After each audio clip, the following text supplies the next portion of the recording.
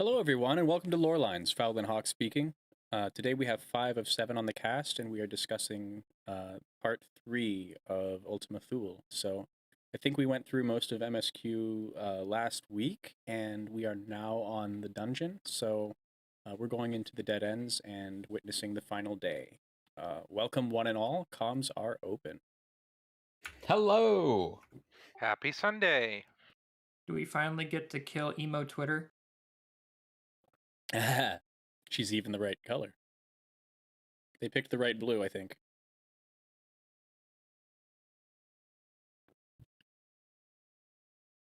Live letter, yes, next Sunday. Yeah, probably. Although... No, screw you. I want to talk about it today. I'm hyped. I think we're going to talk about the trailer at the end here. Trailer Yes, at the end. So yeah, how was everyone this week? Just checking in. Friday Tired. was nice. Friday was nice, Ayumi? What happened Friday? You really have to ask? Oh yeah. No. Okay. I'm not giving you that. You had to watch the trailer at Cobran's least tired, eh? 3-4 minutes before the show. Hey, I had to give it my full attention. Fao had to watch the trailer. He hadn't seen the trailer, and he finally watched it only about 5 minutes before the show started. I'm pretty excited. All he could say was like, "Oh, that was neat." That was neat. I mean, This it's is why- pretty neat. This is why we don't live react to those anymore. That seems good. Yeah, call us a live foul reaction. Yeah, you'd be very bored. There will be no You let's were- going out of me. You were more excited for Let's FanFest go. than you were for a trailer which housed 4 of the 12 and the bounty. I think I need to The watch it best. about 6 more times, which you all might have already. So, that's that. I guess we should just go ahead and start with the gross pustulous orb of goop coming out of the dead sun. What do you think? Yeah, that works for me. Is there Blitzball in there? Yes, that's where it is. Blitzball That's where confirmed. they're hiding it. That's yeah, actually where they're hiding it. that's Dreams Anakin up there. It's one giant blitzball. It looks like So, a giant, let's not go there because Bonnie's not here today. Yeah, so we give Twitter a flower. She breaks, and then the dead star busts a giant zit, and we jump inside it, which is where the dead ends. It's are. regrettably. Where's the door, by the way? Yeah, It's just 'cause it- water. There is no door. Yeah. And even then, it's like, isn't it like a couple dozen meters above us, too? Yeah. Don't worry, we can fly. I mean, we just hop in the tier and swim up a bit with the Kojin's blessing, It's so gross. and then emerge out of the water in the Greybloff world. MacGuffin! I like the Grebeloffs a lot, and I wish they weren't all dead. It's super cool. I think last week I called them Space Namazu. I stand by that. Oh, they absolutely are. The Grebulov? Yeah. Yeah, they're absolutely the Space Namazu. So yeah, Even let's though- get into the dead ends, yeah. Yeah, so like I felt really bad for I think the Grebulov more than any of the other races, just because they lacked any kind of foresight, and they were just kind of too stupid to live. So Yeah, planetary dominating lemmings that caused the Yeah. whole planet to die in plague. Oh my god. so from what I gathered from the little books that are scattered around the beach, I think it's Ancient Shells or something like that. They used to be water based, so Mhm. they would live in the water and they were fine, and they would always look up at the land like that's the promised land. We get to the land, then we're good. And eventually they did get to the land, but as soon as they did, they're like, fuck the water, we don't need it, just dump whatever in it. And same thing with the sky, and they just basically killed everything but the land until the plague came, which was just lemmings until the plague came, which basically corrupted their flesh, and just it was really horrifying to watch them running around from each other, running away from each other, and just how they were saying, help me, help me. They were not in control of their bodies, and eventually they started blaming each other for it, and they're like, hey, it's your fault that all this is happening. I didn't do anything wrong. Let me go dump 30 tons of toxic waste in the lake in my backyard. That kind of thing. Yeah, But it's like I felt really bad. we've talked about super hell before, right? I mean, the Grebelov kind of have super cancer. It's really horrific. But the music in this dungeon is incredible. Agreed. It's got that plodding beat that kind of, obviously it's the same track that we've heard throughout the game, but it's got this we're marching forward feel to it, and it gave me purpose going through it. I really enjoyed the dungeon. Only run it 2 or 3 times, but close in the distance to the slow version. Yep. Yeah, so I will say, while I absolutely adored Amarot, I like Dead Ends more. You like Dead Ends more than Amarot I do like itself. Dead Ends more, Wow. and it's just because Amarot gives us a lot of insight into the world that was, which was fantastic, and I love the music there. But I feel like what's happening and the scale of what's happening here is just so much bigger, and the music kind of just feeds into that so much better for me. And I feel like it's a little bit closer than how the music with Amarot was in the dungeon, where it just kind of slowly opened up. Here in Dead Ends, we're seeing 3 different worlds that didn't make it, and we're going further and further out into Medion, the Mateus expedition, and we're seeing what they saw and kind of feeling that same kind of not just horror, but disappointment and hopelessness that like this is happening everywhere. On that topic, the everywhereness of it, and also Alex in chat said that the theme is apparently called Of Countless Stars. We've had some argumentation on the podcast about, even last week we were talking about how small of a sample Medion has, right? I actually watched Pyromancer's Clear yesterday, and I missed this dialogue, and it could just be poetic English as happens, but they say 1,000,000 worlds, which we've heard 1,000,000 lives. We've heard all this. That math is 1,000,000. I don't know if that helps anybody, but I wanted to just throw that in the bucket here. So I would agree with that, just based on the number of birds we see before Endsinger, right? Where I assume that each one had a handful of worlds. So if you've got 1,000 Matea that were launched off into the sky, and each one was tasked with visiting 1,000 worlds or whatever. So that's Cobran accepting that the sample size we're given narratively is probably not canon. Yeah. Okay.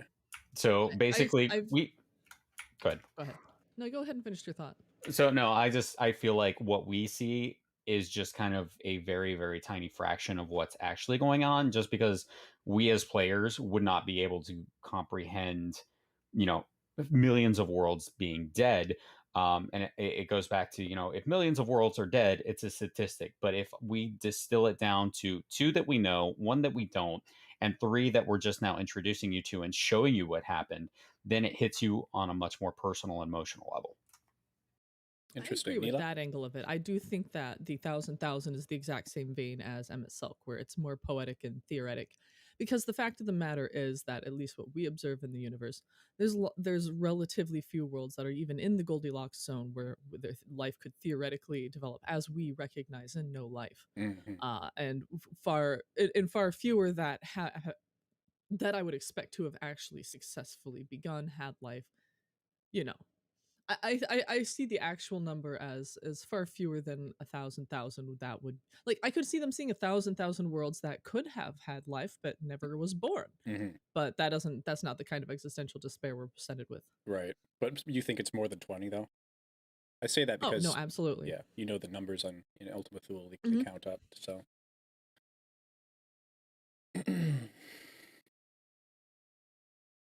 are all the worlds over 10? Trying to remember, my brain. Yeah, Deca. They're all Deca something, right? Yeah, they're all Deca. They're all Deca. No, not all Deca. No, no. Which one's Octo is Octo's 8. Yeah, isn't it Deca? Octo's one of them. 8. Right. Yeah, I believe they're literally that was just Greek numbers. That's why Deca something is a thing. But they're all misspelled. But I think Octo was either the Grebulov or Terminator 2 Day. They're not misspelled. They're anglicized differently. Yeah, they're misspelled in that they aren't spelled in Greek. Yes. Yeah, using a K there is just yeah. an archaic preference or a different preference. Right. And it's the same with the consistent. Phoenix. It's consistent, so I'm fine with it. Yeah. It's just something I noticed where it's, hey, instead of a C, they use the K. Okay, whatever. Yep. So we've got It's Deca actually Octo. a thing that Oh, sorry. Go ahead. go ahead. No, I I keep was just cutting gonna people say off. that when I say if, but let's just say when we encounter Hephaestus, I don't think it'll be spelled AE. I think it'll be, like the Phoenix, and then it'll be OS, not US, like the other names that are OS. Oh, so Jersey Hephaestus. So you We're think gonna get Jersey La Habrea. That's right. Hephaestus. you think the ancient wait. names are going to adhere to Greek and the modern equivalents will adhere to anglicized Greek?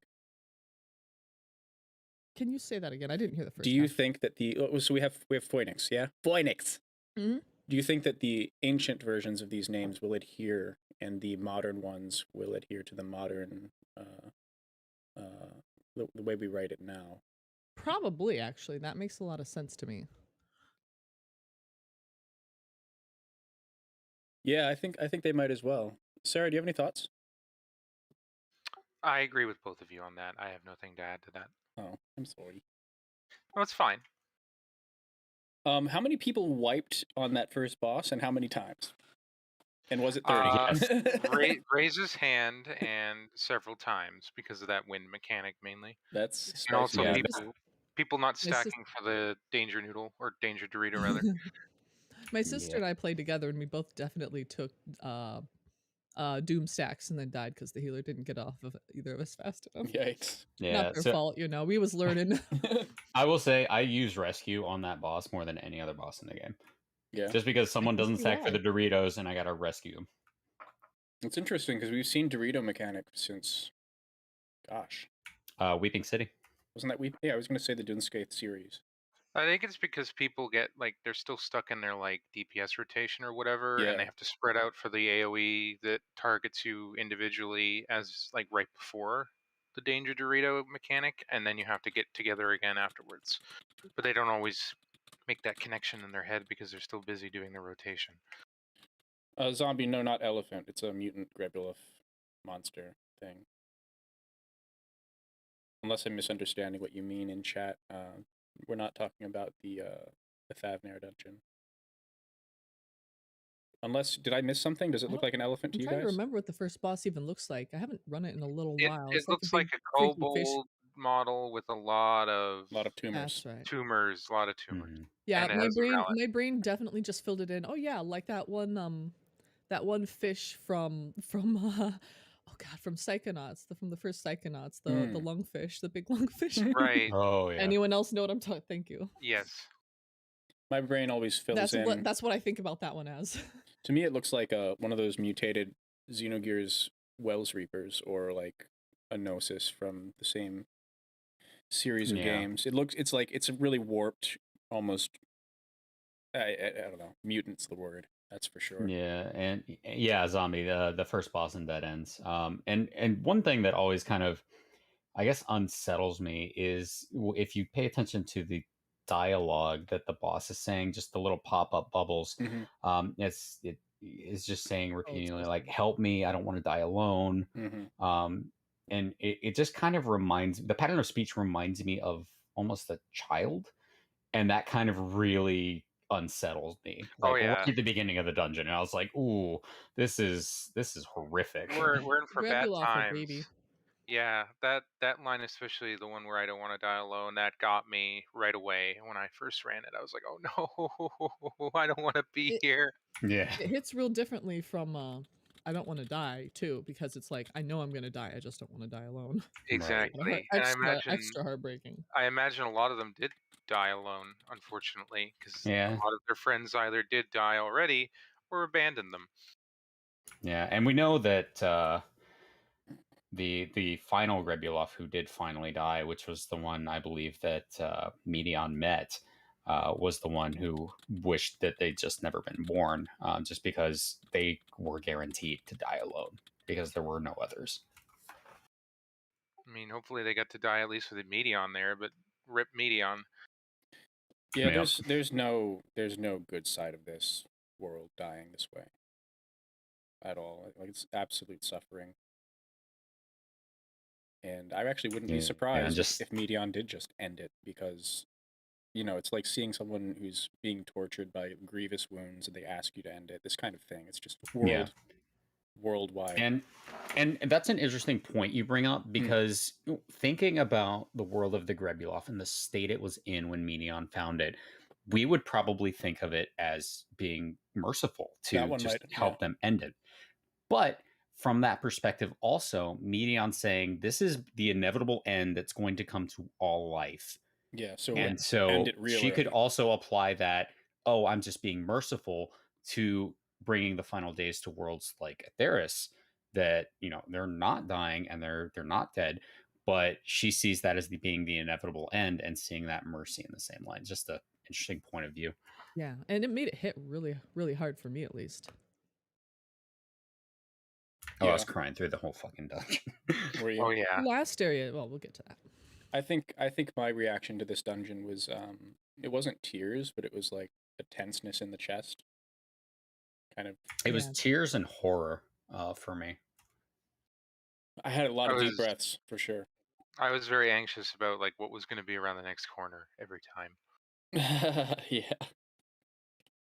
Oh boy, and here we thought it was the underworld. Yeah, I was one of the people who thought that. It was much worse. It was much worse. This is the real world, everybody. So this is going to be an unpopular opinion. Yeah. I really wish there had been more pools of like the toxic waste that you step in and you take like a quarter of your health and damage. I wanted like Aurum Vale levels of toxic sludge on the ground. I feel like Aurum Vale would have been fitting. Yeah. You should already know what that's like. Yeah. I stepped in it a few times and it was like, oh god, stay out of the black stuff. Yeah. That dungeon is so easy now. I didn't notice right away because it didn't hit me that hard. Yeah. Oh, I was healing, so I noticed immediately. Yeah. I was like, what is hitting people? So should we move on to the Terminator 2 ending? We can. Rug, they were mostly annoyed through the dungeon on their first run. That is not an unpopular opinion. I know several people who despise that dungeon just because it's really annoying. I was annoyed after my first 3 wipes on that boss. This was a really long dungeon for me, but the overall experience, I really enjoyed it, and I think it was super important to setting the stage for the final encounter. So, no complaints from me, even though that doesn't mean I enjoyed it. You know what I mean?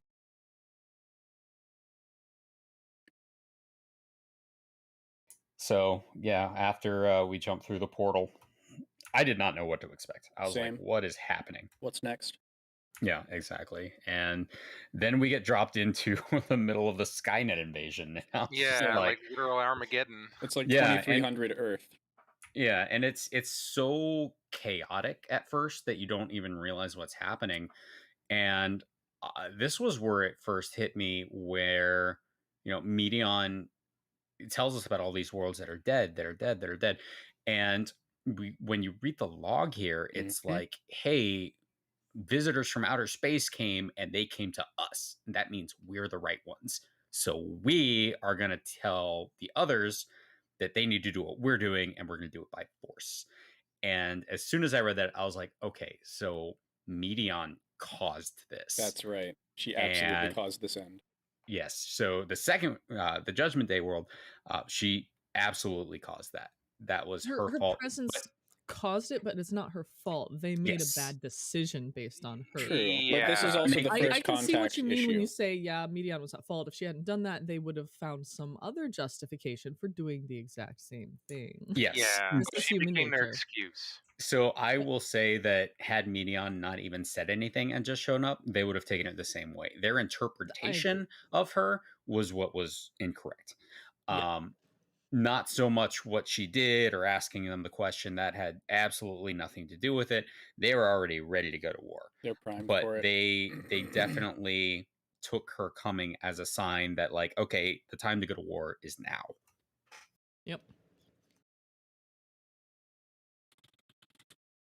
So Zombie Zanetta asks if the Judgment Day world is the Dragon Star.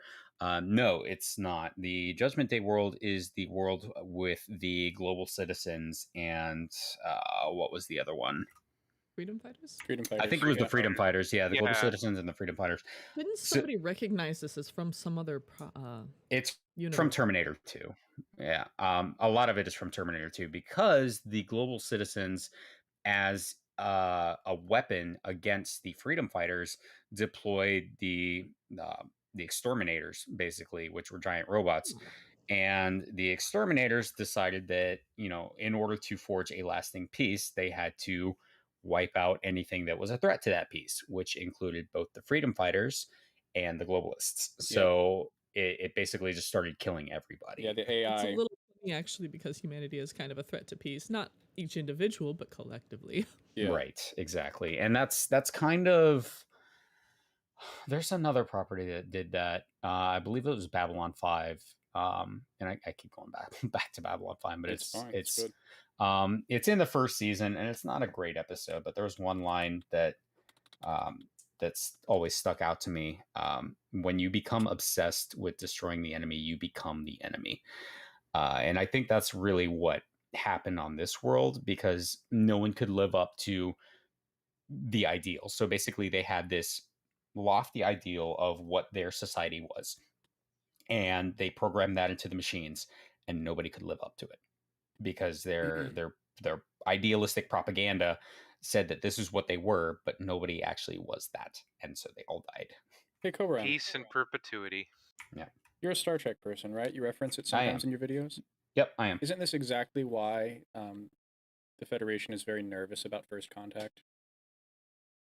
Not so much. Not This quite? is that's more. Is this more? that they don't want to unduly influence civilization, so they would be more in the position of Medion, where they wouldn't come because they wouldn't want to spark this kind of event and be used as a justification to go to war. That's sort of what I mean. Then Yeah, yes. that's what I understood. Yeah. Hey, Aura, how you doing? Yeah. Don't visit a world that's not ready. Yeah, exactly. And there's a couple of episodes about that are all really good. Actually, that movie, the movie is kind of about that too, isn't it? The one is literally called First It's Contact. literally called First Contact. Yeah. Nah, that is not about that at all. But no, that's Okay. fine. No, I- there's. I think you might be thinking of the episode First Contact, Maybe. which is It's been a long absolutely time. about that. Right. And the episode is about them visiting a world that's just about to go venture out into space, and then that world, after everything they experience and encounter and learn, and say we're not ready, and they're like, okay, and they leave.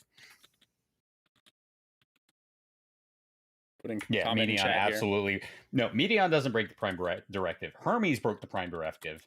The And Theris we never see had a the Prime result of that. Directive. Damn you, Hermes! Yeah. I mean, you're not wrong. Just one person deciding to engage the universe. Holy shit! Didn't we have a global government on Theris? Um, Yeah, they were too busy worrying about like putting. I know. mean, Semi. said Enough that- that this the shouldn't happen. convocation Semi. rules over the star. Right. Yeah, Amarat was only like, we look to them for guidance, but we can still do our own thing. yeah, it struck me Convocation as just ran a city, not the whole world. it was a city-state structure from what I I didn't understood. get that impression at all. I- I would have to comb through the dialogue and look at the side quests, but I remember getting a strong impression that people looked to the convocation specifically, to their leadership for guidance. Again, they wouldn't necessarily say that that was hard and fast law, but Mhm. everyone everywhere looked up to them. And So saw this them is as, this is like, the city on the shining hill, example. basically. So I Yeah, wouldn't. Emerald is the city on the hill, 100%. Yeah, no, I agree with that. But what strikes me as kind of saying that not everyone is unified is that when we talk to the shades of the ancients in Mhm. in ancient Amaranth, they are debating about whether or not they should help people, across the sea where the calamity is first taking root. Yes. And Well, that that makes sense in the context of things like the volcano that we find out about in the short story. Should we interfere with this? Is it a natural process? right. But this is, well, at that point I don't know They if didn't they know. knew. That's the Yeah, thing. they didn't Or know they what were it still was. figuring it out. Exactly. Right. They were debating it. Let's be real. Yeah, but it just struck me as a us versus them instead of us all being unified type of thing, which I thought was kind of interesting because I know the ancients were very communal and not as individualistic. They were more collectivistic. So I'll have I to go found that a back. very interesting perspective. Yeah, I'll have to go back and revisit the other languages because it's been a very long time. It's been probably 2 years since I looked at even French for that, and I just seem to vaguely recall it being less separate feeling. I don't know. It was a very Mhm. nebulous impression. I don't remember very well anymore. Right. I think they Uh, left a little bit of it too, as Yoshi says, Yoshi P, interpretation. Fuck you. No, no, With love no. and affection, fuck you. No, Mhm. I do want to address what Zombie Zanetta said on YouTube. Mhm. The comment's gone from the chat No, it's log, here. I see so it. if someone could read it out. So is Ultima Thule a confluence of the worlds Meteion destroyed? Was the question. Ish. So yes and no. It is pieces of worlds that she destroyed, including the Dragon Star, the Omega Star, and Deneb 3, which is where the Ale lived. I only know Deneb 3 offhand because that is consistently used in all kinds of fiction. Um, but basically, it's basically a sampling of worlds that Meteion visited, plus one. So we get the Dragon Star, which we know about, the Omega Star, which we know about, and then the Necropolis, which we know nothing about, and Meteion knows nothing about. It was just dead when she got there, which is, I think, the most chilling one of all of them for me. We discussed this a little bit last week, but this is also part and parcel of the ostracon concept, which are pot shards used in ostracization of people from Greek city-states, but also they're shards of pottery, meaning broken remnants of what once was. So these are samples, basically. Although what threw me with this was the idea that we made it, well, this is Thancred, right? That we made it physical by showing up. So it's interesting to work through my brain that this might have just been an emptiness. Like a morass of emotional Just anguish yeah, that just is essence. made physical. That's a wild thing to think about. Actually, I hadn't really considered that. Yeah, I don't know if it That stands, makes a lot of sense. but that's something that's been in my mind since I beat the story for sure. It was just a nebula before. Oh, another thing on this, the coloration of the zone. I guess we should have talked about that last week, but it looks just like the background radiation you see in various astronomy resources. That reddish purple haze. Yeah, the what is that called again? There's like the microwave background That's it. radiation in the entire Yeah, universe it has looks that kind just of like color that. to it. Mm-hmm. So even it's got it gives you that feeling of being at the end of everything, even if that might not actually look that way if you get there. I've taken a lot of screenshots of that because I really like the skybox in Ultimate Thule for that reason. It's just watching it move, all of those like moving parts, and the way the colors change, especially when like one of the two weather patterns comes through, like the electromagnetic storm, is just very beautiful to look at. There we go. Kira has us covered. Thank you, Ada. Yes, thank you. The anisotropy of the cosmic microwave background. Yep.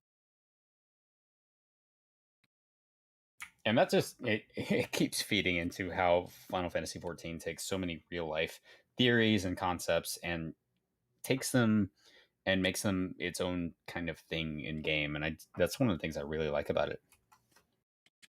Kira, a little task for a viewer. Would you mind grabbing a picture of one of those and just throwing it in the chat? It's a big bubble. It's a big bubble. It's super Yeah. cool looking. I love big bubbles. Also, Zombin Zanetta asked, "Are the robots chilling at the dead CAD leading to a possible future quest to learn more than Necropolis?"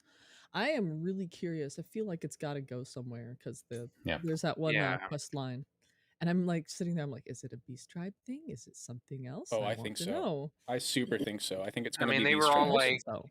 they were all like, we want to resurrect what we can of the cultures and civilizations that Meteion visited Mhm. Yeah. and memorialized here, and they're starting with like the robots that the Omega people Yeah. conquered.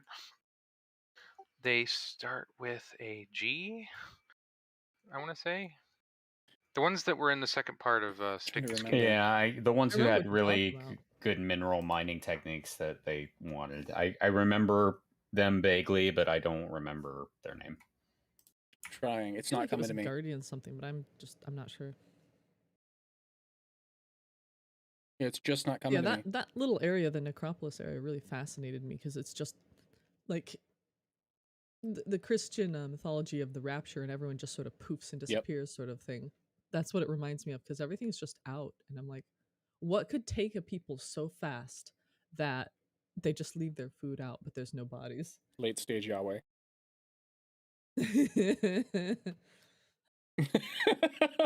Wow. They really did get raptured. Yeah. But yeah, I can this area I can really imagine because it's a legit cafe, and actually it kind of reminds me of the Crystal Tools cafe that we saw when they were doing 1.0's development. Now we know that was all used for the Crystarium, but it's got that same kind of feel to it to me. The roundness and the full circle seating and all of this, and I really could imagine that they throw a tribe on this and build it up, and maybe we have a Edge of the Universe space cafe by the end of 6.3. The restaurant at the end of the universe. That's what we should call it. Heck yeah. Yeah, I would can, not be shocked just because they already referenced Hitchhiker's Yes. Guide. Yep. Yes, they did. I love that. I was over the moon, Yeah, me too. literally and metaphorically. So I guess back to the freedom fighters and the global citizens. We were almost at the end of that, but that boss was trouble. I wiped on this one Yeah. too. I'm not ashamed to say it. I Yes. mean, I ran it in trusts, so when they stood on my body instead of going to another place, I should have expected that. They Yeah. have an AI, but Yeah. it just kept happening. Peacekeeper is not very peaceful. Yeah. One thing I died once, and then I think I was okay. well, I gotta say this for Meowth because she's not here, but she, the models for the mobs. I got the name of the. Yeah. You got it? Yeah, it's Gordona. Okay. Yes, Gordona. That was the planet that made all the minerals. The Gordona asteroid belt, to be specific. Yes. Interesting. That makes sense. Yeah.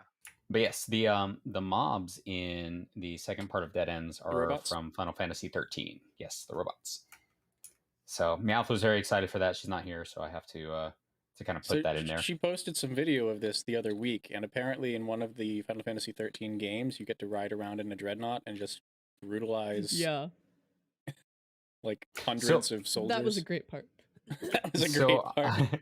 I want to address what Rig said on YouTube. Apparently, there's an Ultima Thule named cafe restaurant in Australia. I wonder if they got any 14 players as customers recently.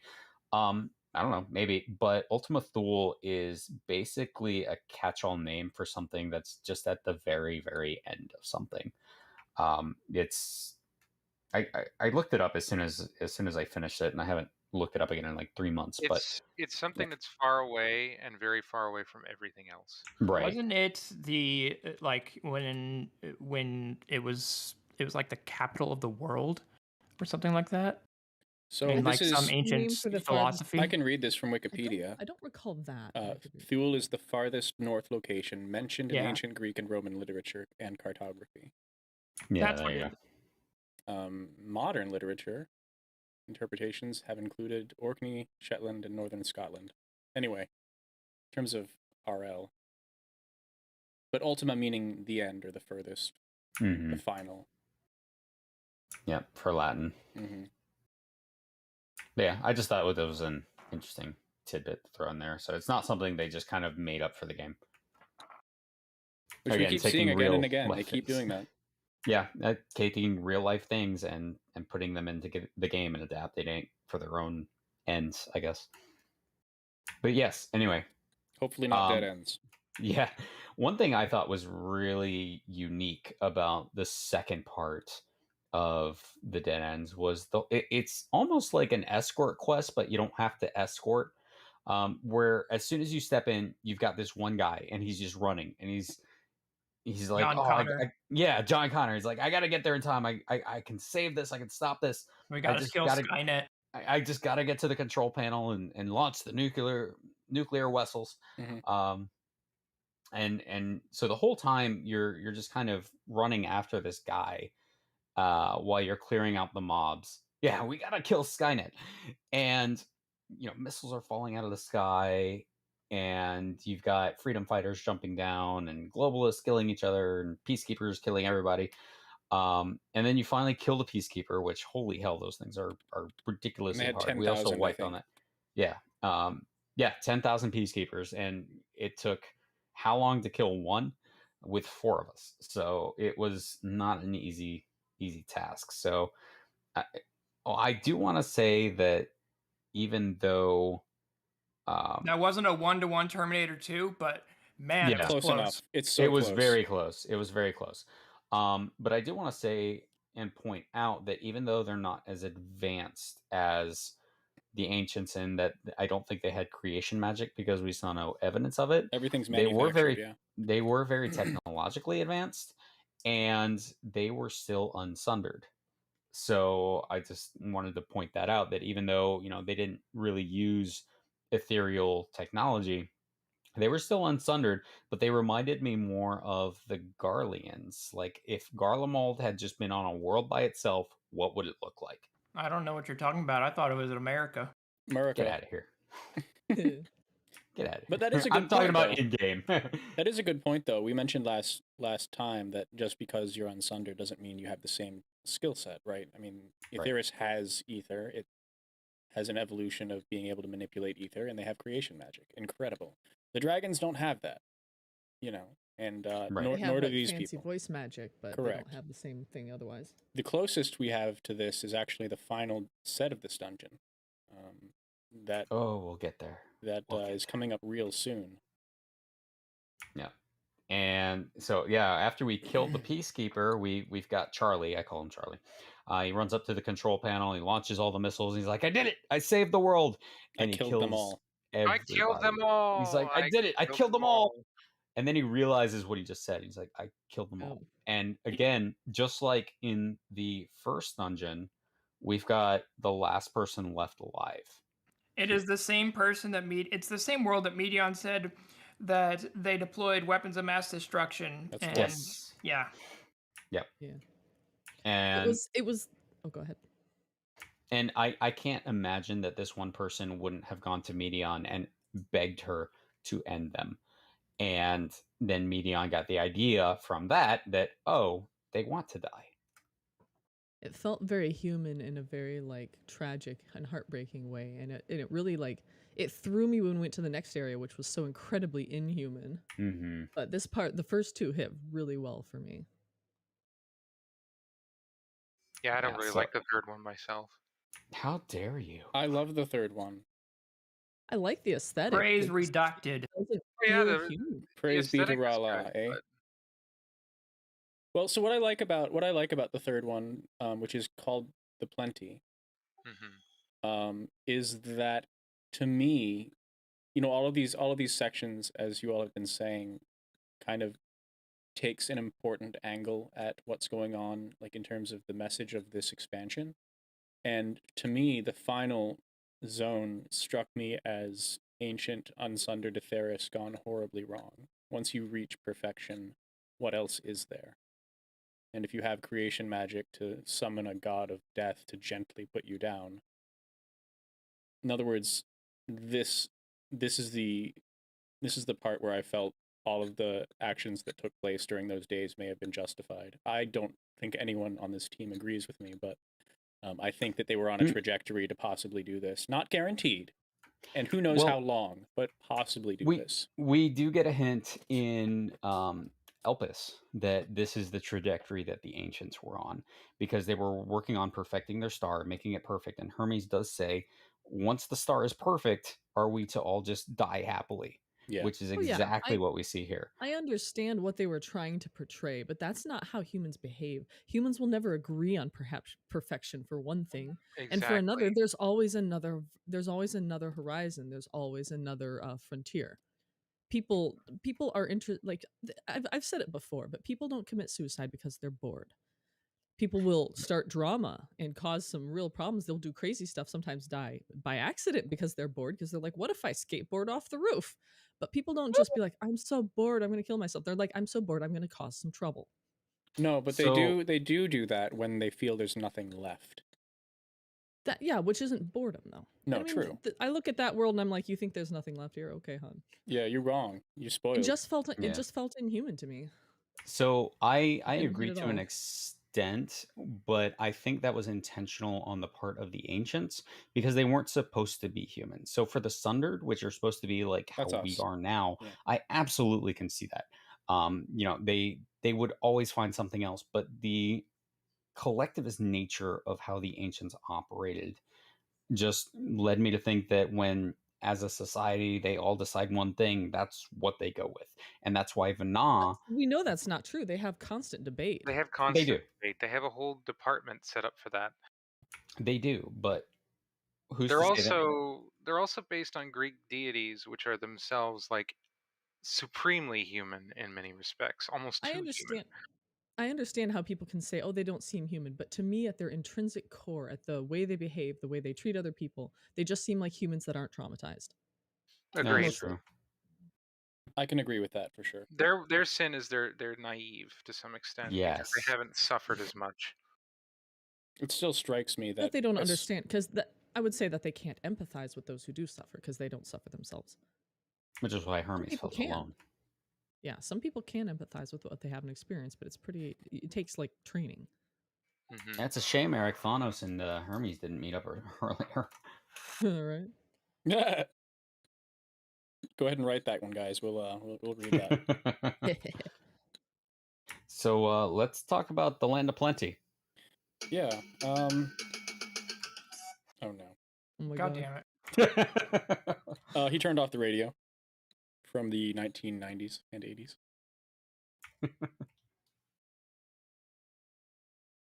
So yeah, we come in and immediately we're greeted with, golden grass and this beautiful sky and this just absolute perfect scenery And Kind pretty of. butterflies.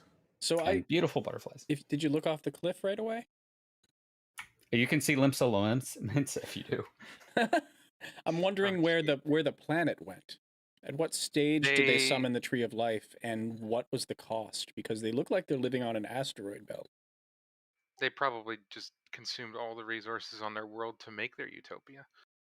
Yeah, it's pretty crazy, but it is absolutely beautiful. Look, even down to the coloration. I mean, using that shade of yellow amber and Mm-hmm.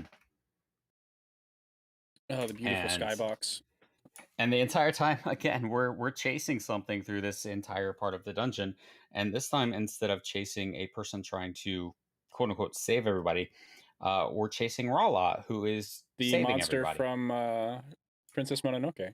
How dare you call it a monster? How dare you? A thing that has a sun taped to its forehead essentially is saving everyone. I wonder where we've seen that before. Gosh. Asm saves the world. Again. Again. Whether it wants to be or not.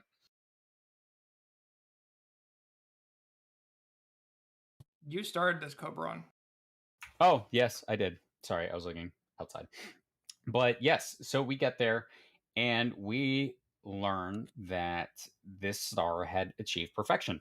Whatever that means. Absolute perfection. So and the hint basically is that this is where the ancients were heading. That once they had perfected the star, they would become this. And I don't necessarily entirely agree with that, but I do think they were kind of on the same trajectory, but not exactly the same path. So we go through here and we learn that when Medion arrived, she asked what gave their lives meaning. And the way I understood it was they had never considered that question before. And when she asked that question, they were like, oh my God, there is no meaning. So what do we do? Die. Let's all die. And so I don't again, buy it, you know? You don't buy it? Yeah. I That's don't fine. buy it either. No. Yeah, that's fine. I do think that she instigated the summoning of Rala and the purge basically of this world. My take on this is that is what the writers present us. They say this is what happened. She showed up and they couldn't handle the question and they just all committed suicide and they all wanted to die. And I'm like, you can tell me that, but it doesn't make sense. It It doesn't doesn't really fit. ring true. It doesn't ring true. It rings so Yeah. false. Tell me why. I think it Tell hits me different. why. Tell me why. I'm gonna get real for a second. I think the reason I'm it hit done. Bye. different for me, especially, is because I've actually had to deal with that kind of an suicide ideation in real life, and what actually has to go through your mind to get you to the point where you're like, I don't want to be alive anymore. And I I five didn't. insane, sadly. Yeah, I looked at their experience, and it just felt like such a parody of that they were just using it as like a set piece more than anything else. Like the other worlds hit me a lot more than the Plenty did. The Plenty did just felt like a parody to me. It didn't Oh, feel like anything that could actually happen in real life. I absolutely agree with that. I absolutely agree. But when you consider absolute perfection, where there is nothing to strive for, nothing to work towards, you just exist. Then Just and existing is to exist. and not only that, but exist forever, not just exist for a time. Then I can absolutely see death being something as an escape from that. I could see a few of them deciding to die. That Right. would I be wonder. incredible. But not A a few of them whole. saying, "Okay, yeah, I can't deal with this," and the rest of them being like, "Well, Yeah, that's so but not a tragic. whole of them. Wow." Yeah. Exactly. So And I wonder if it was the world that she described at the top of Elpis, where it was they tried to get rid of finite time, and mhm, they discovered that finite time was that they couldn't, that nothing was infinite, and then they lost the will to live. that was the Aya, I believe. That And there was a couple of others, and I keep going over like because one of them was the Terminator world. Hmm. So I thought the EOS thing was that they found out about the heat death of the universe, and that was what made them lose Well, hope. Not that they they wanted I to get mean, rid of time time. and space are quite they intrinsically linked. they discovered that nothing enough. was infinite because everything was going to die, so they That's gave up true. hope. That's why I think it was the Aya. But as far as the Plenty goes, I just think it reminds me very much of an old Twilight Zone episode, like the original '60s Twilight Zone episode, where this guy dies and he's in the afterlife, and no matter what he does, everything is perfect, and he goes to gamble and he always wins. Like everything he wants, there it is. And by the end of the episode, he's like, this is awful, this is terrible, there's no challenge, there's nothing. Why is heaven like this? And then the guy with him's like, heaven, what gave you the idea you were in heaven? Yep. This is hell. Yep. So having everything you want is a curse. Yes. I also wanted to note, just on the context of this ringing hollow, because I do understand why. I think it's fundamentally difficult to empathize with a hypothetical, immortal, perfect, nothing to strive for race and what that might feel like, especially when they're actual space aliens with blue skin and live on an asteroid belt. I just don't know. They're alien enough as a species that for I'm me- willing to accept it on its face, even though it doesn't, in terms of analysis, really, I agree with you, Neela. Like, it doesn't quite feel right. There are strong parallels between these people and the ancients, but the ancients feel like human, and these people feel alien. To That's me. right. And I think that's the Yes. difference. Yeah, one But is it's one is interesting that they've person. drawn these. Go ahead, Go ahead. Neela. I was just saying it's interesting they've drawn these similarities, but at the core, like it looks like they've painted them on the outside to look similar, and I mean that because they Yeah. also wear robes and kind Correct. of masky like things. Correct. I Right. think. And creation magic. Yeah, exactly. They appear similar on the outside, but the inside, when you actually dive into the core of them, are so very different. Agreed. Completely. Yeah, they look like cardboard cutouts relative to the It, ancients. it makes you it can feel talk like a bad to. analogy. Like they're like, look how similar they are, and I'm like, I can see past the surface. Thanks. So yes and no. I don't see them as an analogy for the ancients. I see them as a warning for what the ancients could eventually become. There we go. But I don't see the ancients as being parallel to them. What I do see is that when I look at the Land of Plenty and Rala's world, as I call it, in both the other worlds, there is something that we can relate to, and that's why they come across as so horrific. We've dealt with death, we've dealt with things not going the way we want, we've dealt with war. and there is suffering in those worlds. Here, it's the lack of suffering that is causing suffering, as ironic as that is. And nobody knows anyone who has had absolutely no suffering in their entire life, and everything has just gone absolutely perfect.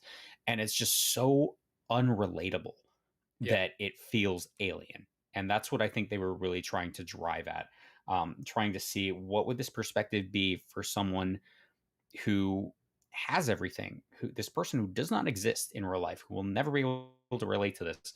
What would an entire race of people like that look like?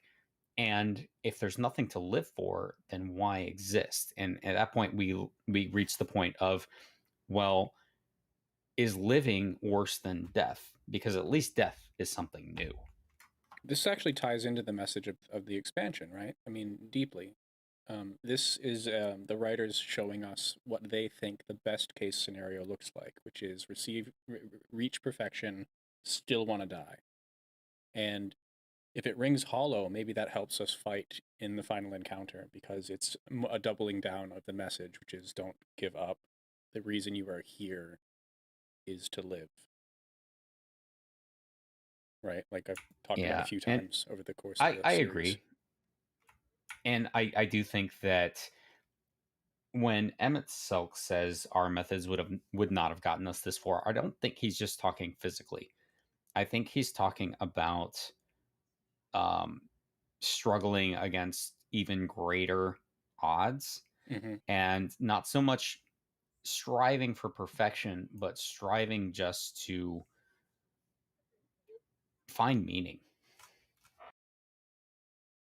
I think he finally realized some of the shortcomings of his society in that moment, basically. No, Tenebrae, I'm sorry. It's a really good episode if you ever want to check it out. It's a slight tangent, but I don't know how I felt about Emmett Selk's dialogue, to be honest. I have appreciated the call to adventure that he gives us when we feel defeated. Like, why aren't you going to hang out with us anymore, bro? We forgave you or whatever, and you're pretty cool, so just come over. Just come over, fucker. Just come over. Hang out. And he's like, nah, peace. He'll be reincarnated in the soul of a 12-year-old girl, don't you know? Oh, no. Oh, dear God, please Don't. no. Please don't even. I want to see this comedy play out. Don't. The dialogue on both of their parts was, I mean, it was intentionally staged, meaning they sounded like they were reading a script on a play on a stage. That was all, replete with metaphor, direct reference, and also the way they spoke. But to me, some of that just felt flat, and I was still feeling it, but I don't know how to put into words what I'm trying to say. But feels like they were planning that speech for 50 years and were just writing, like, saying the words. Well, I mean, maybe they Maybe they were were. planning it for a long time. Like, however it felt in the live stream. Yeah. I mean, Hythlodaeus was asleep for a long time. But Yeah. I don't know. That whole thing still hit me a lot, but that's just because I'm biased. Well, it finally broke that feeling I had. It broke when he sighs and tells us, will you just like go do stuff? Like go explore, man. There's stuff to do. Don't worry about us." Stop sitting inside the house. What? Stop sitting inside the house. Go out. Go adventure. It's funny to say that to someone who's at the literal end of the universe. Yeah. Go. Right? Yeah, you've explored everything. Now explore some more. Touch some grass. You don't even know your You've- planet, but you're all the way over here. You've gone you're across too 2 far out in continents, but you're space. still inside the house. Literally creates a field of flowers. Go touch grass. I'm at Silk would. He absolutely would. Stupid fucker. You haven't gone to Mariosidia, have you? No, you're still inside. Go. I do like that he says the civilizations on the other shards would surprise you, because that tells us, like, straight up there is a way to traverse, and we know from certain trailer that that's still They're in the working works. on it. They're still Yep. working on it. Yeah. She's talked about it, and she's still talking about it. Yep, she's got to go talk to her furry boy toy. So Oh my it's god. getting desperate out here, right? Can only kill so many end of the world killing bosses before you need to go back and get a hug. Go outside. So are you saying that Silk wanted us to touch some grass? Yeah, pretty much. Yeah, he absolutely did, Rook. We haven't reached the end of the driveway yet. Yep. He's like, I've explored so much more. Yeah, well, you have. You've been it's up. You've been actually up for kind of 12,000 heartbreaking. years. What's the deal? It's kind of heartbreaking in the perspective of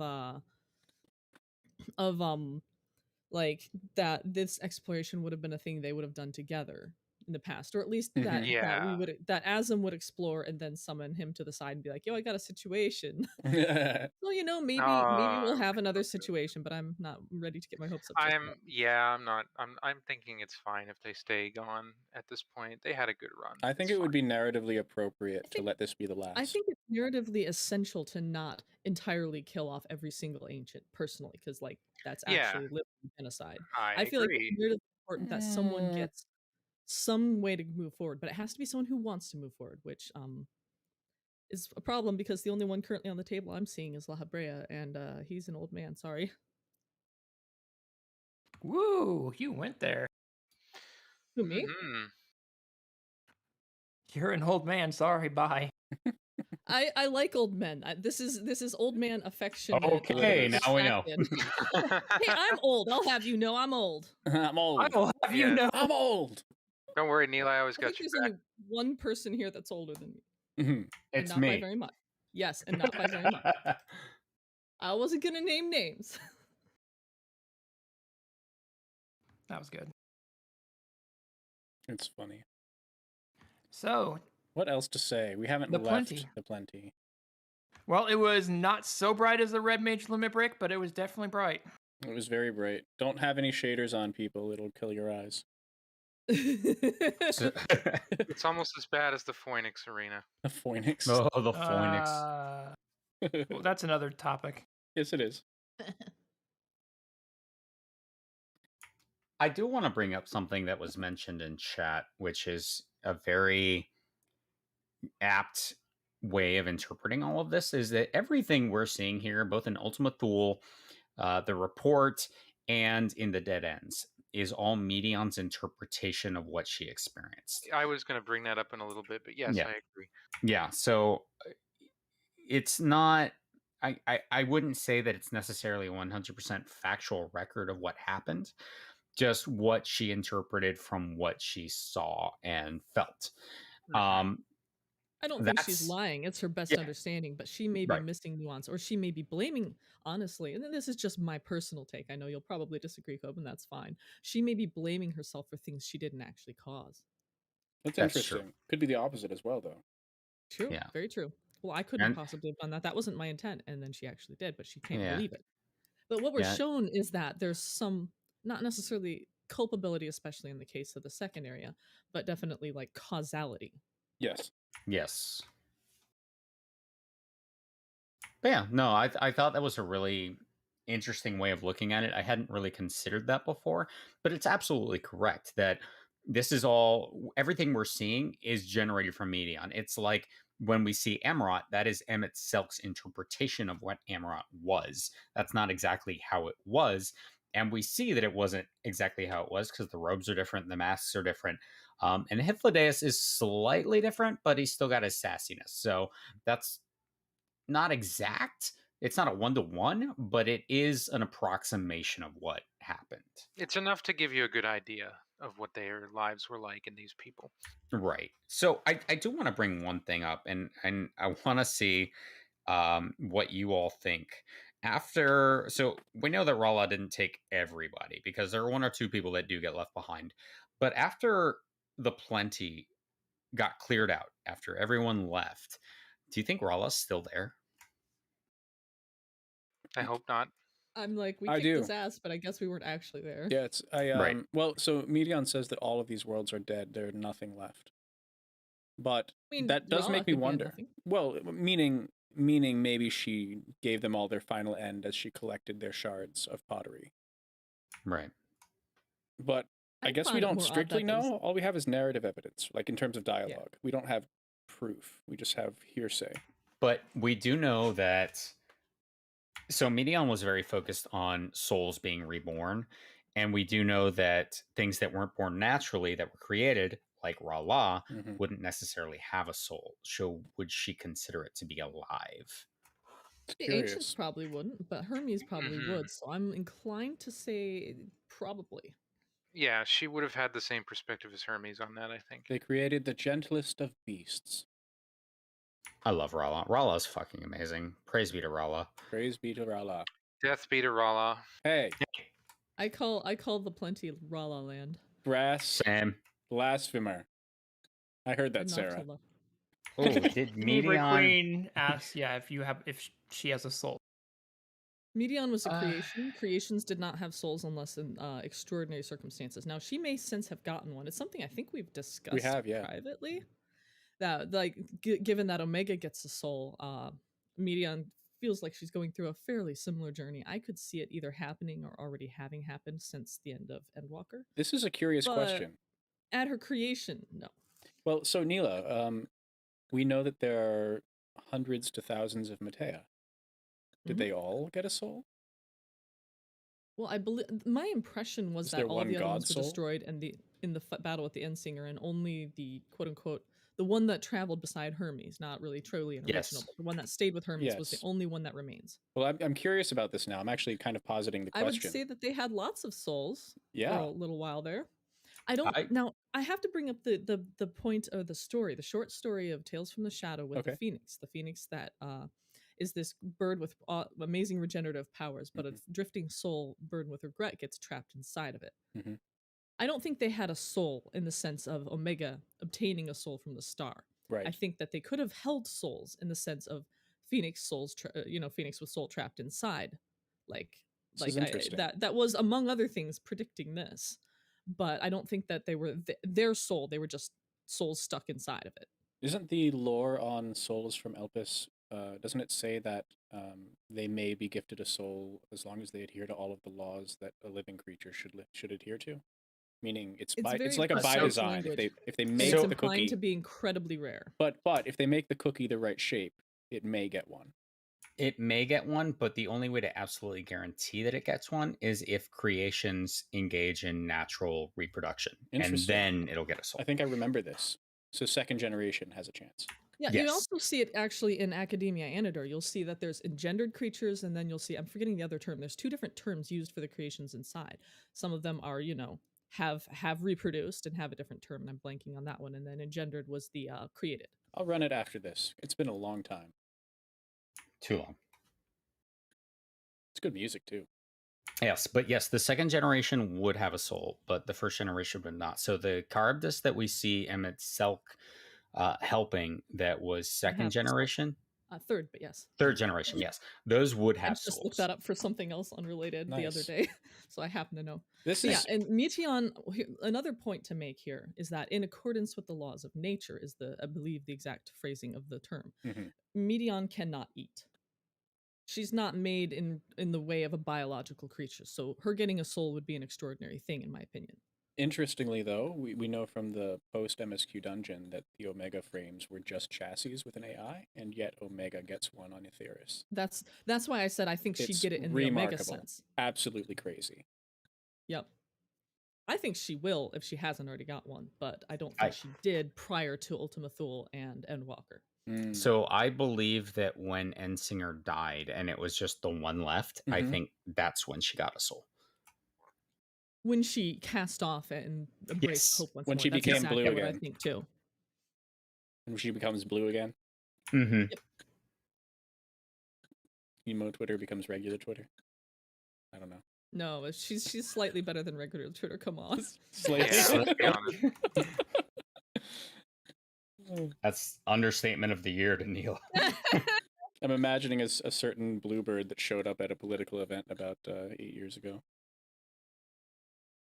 We're done here. We're just going to stop that conversation entirely. Yes, Just the we're bluebird. done. It's funny because it's iconic in some way. You see it. Didn't I say to stop? No, we're not stopping. Sorry, Ayumi. No, how about that?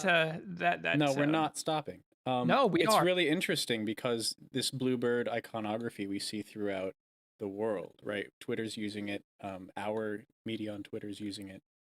It just seems to pop out. It's something about the color and the shape. Does this have any sort of thing that I'm missing? That's why it's an icon in society. speaking broad brush, does anybody know of any reference to a blue sparrow or swallow that I'm not quite picking up? Sounds like no. I'm coming I'll up have to blank dig. I'll have to too. dig Yeah, I'm around later. not having any. I mean, there's the blue-footed I know booby. I know barn swallows are symbolic of something, but they're definitely not blue. Yeah, it's really you wonder. I mean, we know why they chose the bird harpy design because Hermes I mean, this has is been the used in art for a while. Hermes is the messenger of the going back. gods, right?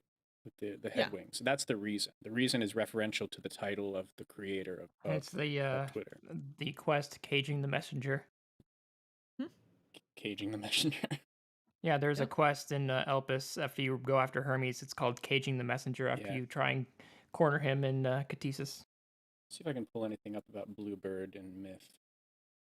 But please continue. So, did anyone look down after being after wandering around the plenty? Yep. Yep.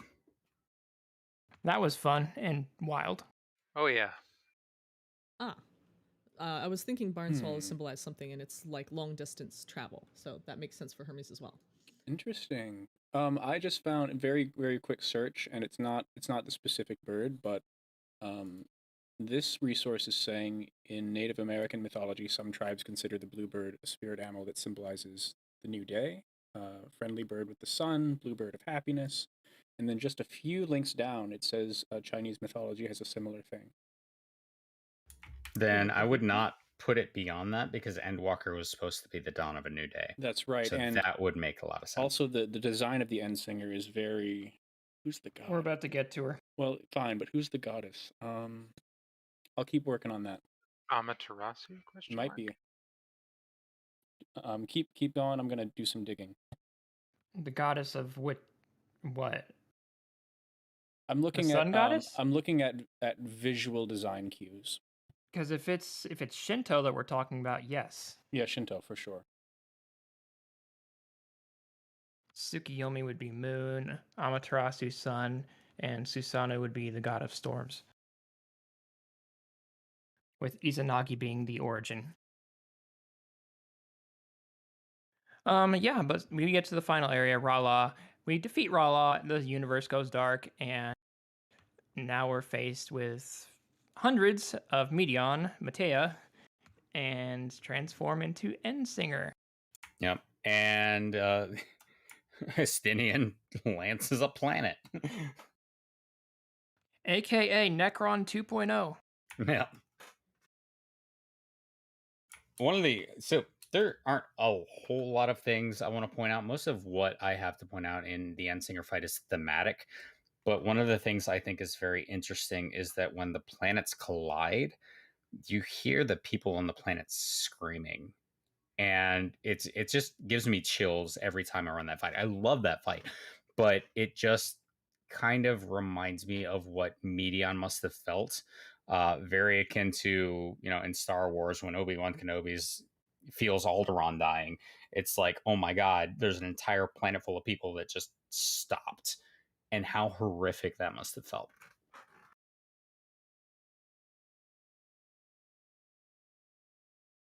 All those voices crying out all at once, and then silence. Yeah, exactly. Where's Aren't the they? Death Star? It's a little blue bird.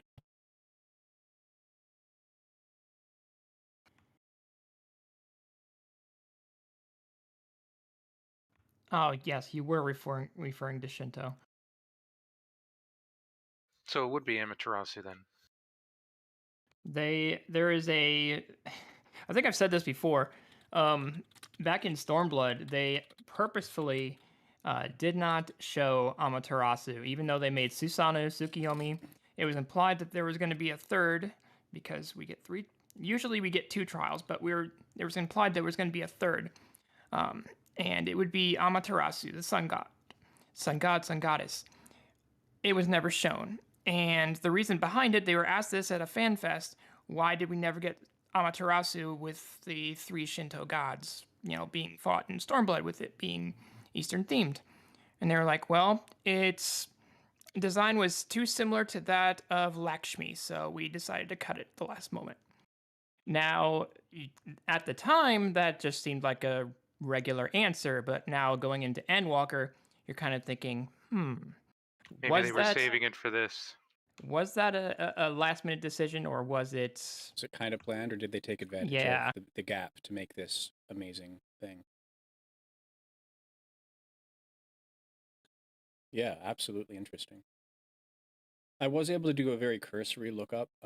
We've got Chinese, European, including Russian, Native American, and then Rugen chat with Greece. So the blue bird associating with happiness seems to be a absolutely pre-modern shared human thing. Very interesting. I'm going to dig into that after the podcast for fun. Yeah. If we look at the color blue, as far as emotion spectrum, blue tends to indicate loyalty, which is kind of interesting. So, going back to Endsinger, it's totally a giant goth bird without a body. Yep. However, the body inside it actually has a name. Does it? I missed Yes. this. Let me pull up the name of it. The horrifying baby child thing. It's like a doll. I don't know if you've seen it, but where her hair braids, where there's no body, there's a face, and it comes out during It's the called Thanks. the Kako Daimon. What is it? Kaiko It's demon. called the Kako Daimon. Yep, meaning spirit it's- rather than devil. Yes, it's a Greek term. Yep. Oh, yeah, Keiko demons. So, yep. It's kind of like a doll that's just kind of kept inside of her, and then it's released. And during the fight, actually, if you fight it and defeat it, it gives you a full tier 3 limit break. So you can use a limit break, a tier 3 limit break, on it and get it back once you defeat it.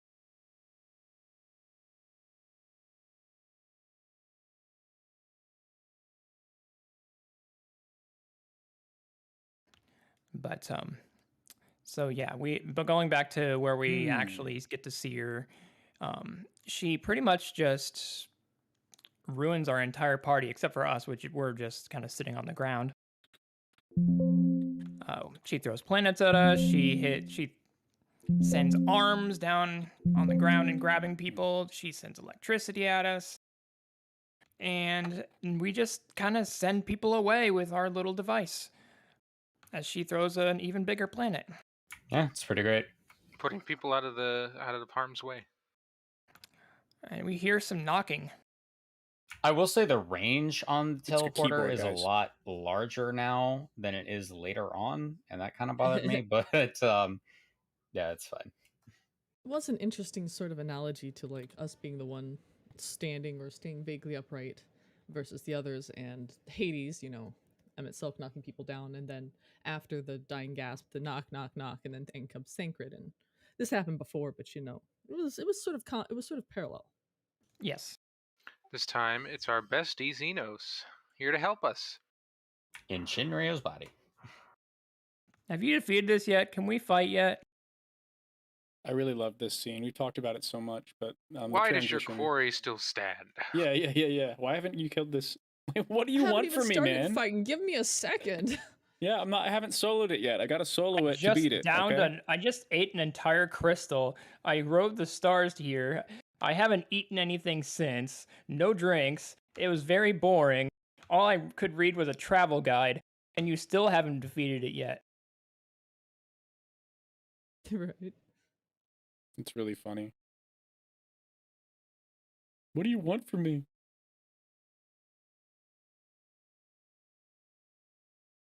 Rook says it was one of their top 5 moments of Endwalker. Sorry, I couldn't sprout a jetpack and fly up there. So yeah, we just hop on the back of Xenos and fly after her. One of my least favorite parts of this fight, actually, despite it being a very cool set piece, was there being no actual fighting from Shinryu. It's a minor thing, but it's a fun ride. I really loved the visuals, how they change. I don't know, did everyone notice that it changes from just riding through space like it's Zeramus to the light is on our side of the field? Mhm. And Yes, just I did. that is Yeah. cool as fuck. And So cool. I took that less as, oh, the power of etheric light, Yeah. and more the power of hope. Well, now. that's right, because we're in an emotionally saturated and controlled zone. So our courage and hope is creating that. I would say, like, our resolve is. I don't know if it's supposed to be taken literally or if it's just a visual metaphor, but I really enjoyed this so much. Just that little detail was cool. Yeah, and I mean the music change, of course, and the Final Fantasy IV callback. Oh yes, the prayers. When you defeat the demon and then you limit break, tank the planet, then she rewinds time and tries to throw it at you again, and well, you first realize that limit breaks are dynamis. Yep. That was out of the Dynamis. blue. I think we had an inkling, but this was confirmation, like hard confirmation. We should have known like Yes. 80-90% by this point in the story, and then she just outright says it. So When they really go into Dynamis and Elpis, it's like the 80 or 90%. But when she screams Dynamis after the Dynamis! LB3, that's it. That's like hard Yeah. confirmation. Yeah, they set it up very well for that. Like, oh, you have a suspicion, you have a strong feeling. I know that there's confirmation. Which I think is really interesting, because then we go back to the Omega raids, and Omega being like, what makes you able to, work outside my parameters and Mhm. all these predictions. And it's Dynamis, because Dynamis is what allows mortals to exceed their limits. And going beyond that, after we switched to the second phase, obviously we received the prayers and hopes of all of our comrades, and it creates a shield for us. The same thing, the exact same thing happened in Final Fantasy IV, where we received the prayers and hopes. Cecil did. Yep. Of the exact same way, actually. Yeah, it's very much the same way. So if you haven't played 4, please, and you care to play it, please go ahead and mute for about a minute. But otherwise, it's a 25-year-old game, I think. So get after it. A fantastic 25-year-old game. It's incredible. In fact, And I found that the more modern localizations are way better. I played it on Super Nintendo about 10 years ago again, just to see what Yeah. it was like, and it's so amateur in terms of the dialogue quality. But I played it It when I was is. 6, so And it was still good. it was still good. But yeah, so final encounter, the people we're following to the moon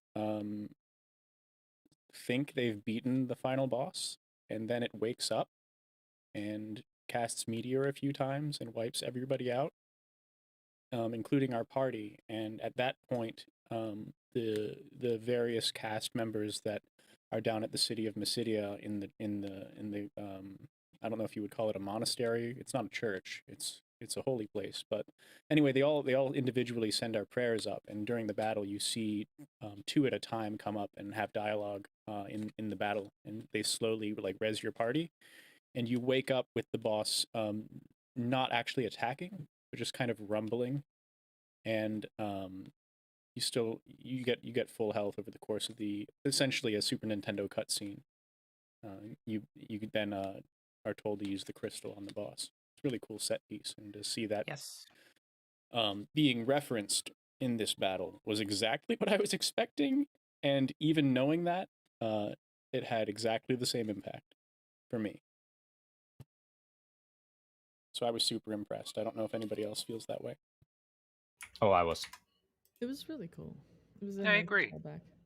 I need to actually do the fight more than once because I've literally not run it since I did it for a story. Well, the good news is that Extreme's coming out Mhm. in Oh yeah, a week and a half. gonna know it real well real soon. Exactly. Also, if people on Crystal want to run it, hit me up. That's awesome. I'm on Data panel. center travel's coming. Not hopefully soon very enough. soon. Neela, I will run it with you. Yeah, once it's there though, I will run it with you. I'm super Just because I excited. really like that fight. It's just a fun fight, and I really enjoy it, and the music. I am intrigued to wonder. I'm wondering if we're gonna have more dialogue that we could interpret as canonical, like we did with Hades EX. Like extra I tidbits. would be intrigued. Maybe. It's definitely the analog Yeah. of Hades' fight as well. So Yeah, this is Hades Shinryu Endsinger. It would be a great opportunity for them to drop us a few more hints and tidbits.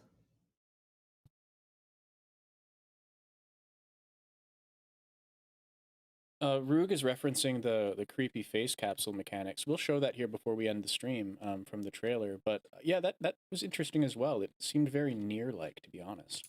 No, I hated that. That was full on Jacob's Ladder shit. Was it? Yeah. Which borderline Silent Hill.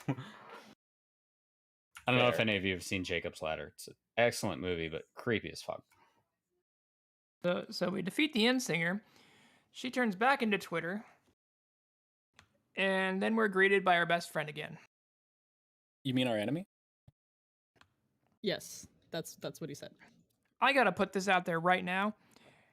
He gave us a whole dialogue, a monologue about what we are, what his decisions mean to us, and asked us, "You can walk away.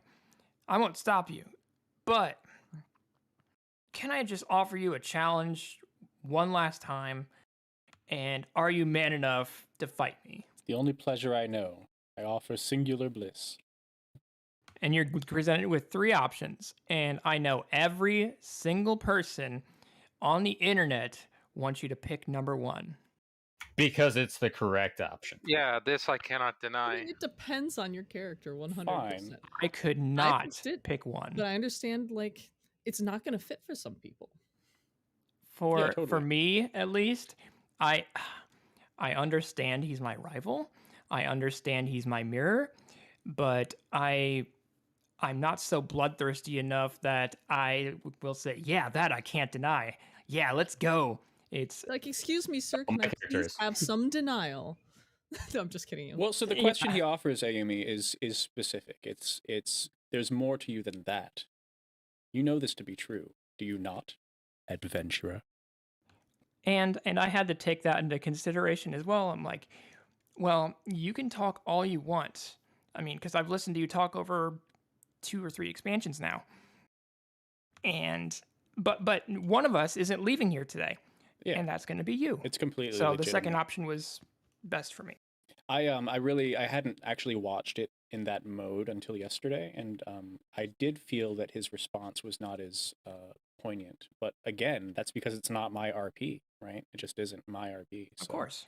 When I heard him say this, it cut straight to my core because the truth is, my character is sort of stricken by wanderlust, and while he will be a hero because that's the way that's what the world needs to be saved. Like at its core, it's I just want to see what the city over the hill looks like, and I'll help along the way. So for me, it fit completely, and I guess that must be the majority of players, given how much voice people say, "Do number one, do number one, do number one," which is obnoxious.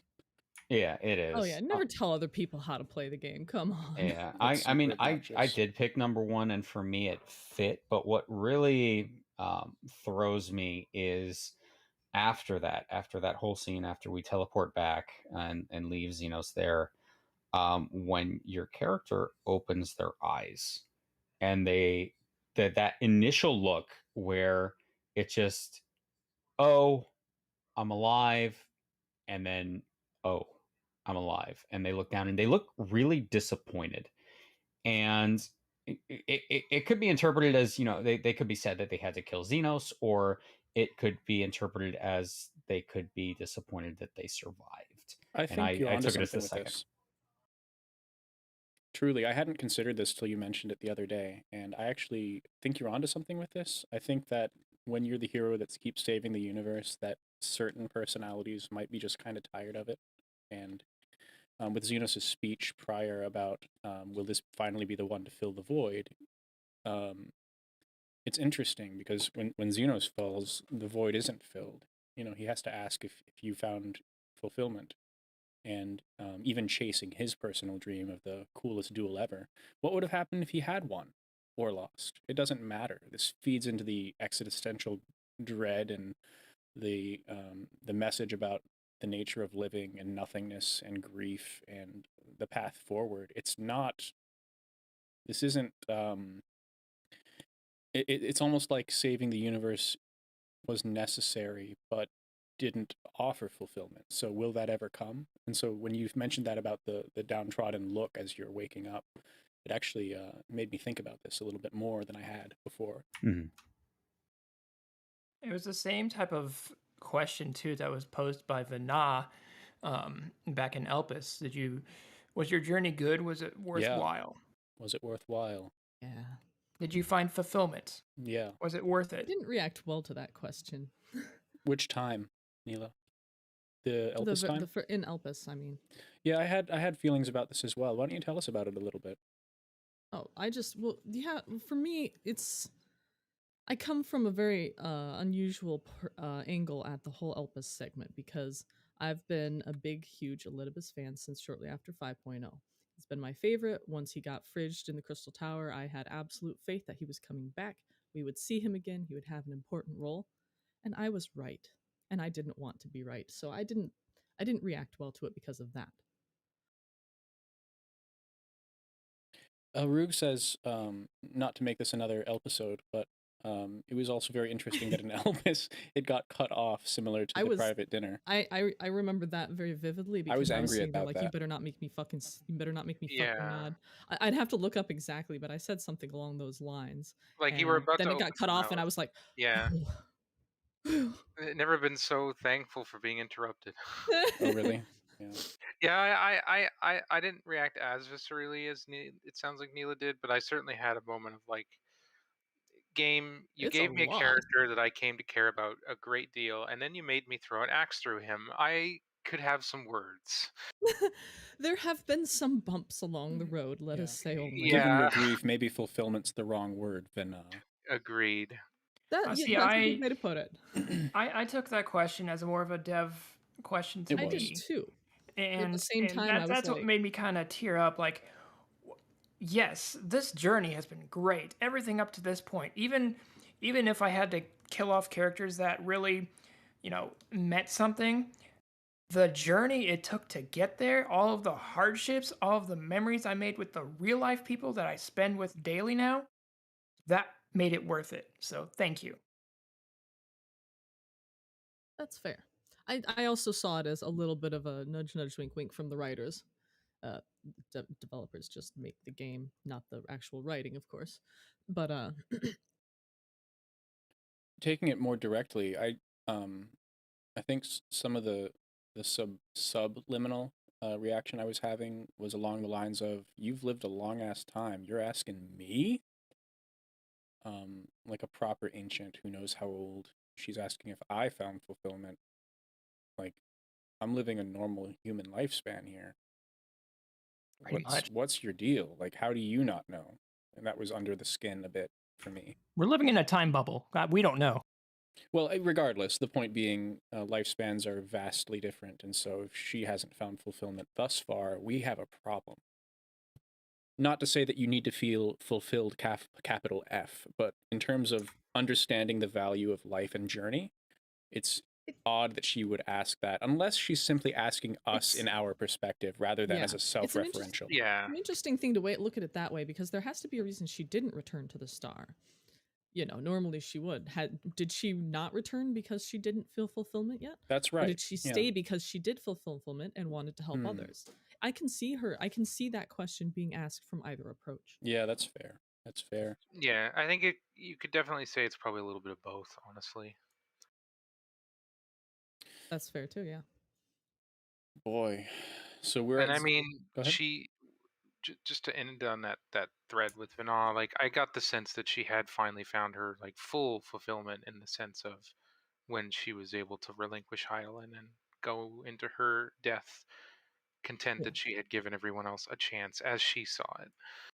I remember in the sequence of events here at the end, we actually hear her say, "May you walk in the light." So she's still hanging on at this point, in incorporeal form, perhaps. And finally releases maybe at the very end. No, in the Elpis in the This in the episode. Ultima Thule Okay. sequence. Sorry, I wasn't sure if you're talking about Ultima Thule. Ultima now or- Thule I now. just got confused. Yeah. Yeah, I mean, she did put her power in the crystals, so maybe Exactly. she stuffed a message in there too. I don't know. Maybe I was curious about this because it's when you're using the crystal before the dead ends, right? It's right. Oh, I would interpret that myself as she put a message in. When I you think it's use just a this, message in a let the bottle. message play. Yeah, maybe. But I wouldn't say that that's like, oh, it has to be. That's just my interpretation. That's what I see as likely. Yeah, I think you can might see be other right. interpretations too. It is her last bit of essence, so it could be, I suppose, either way.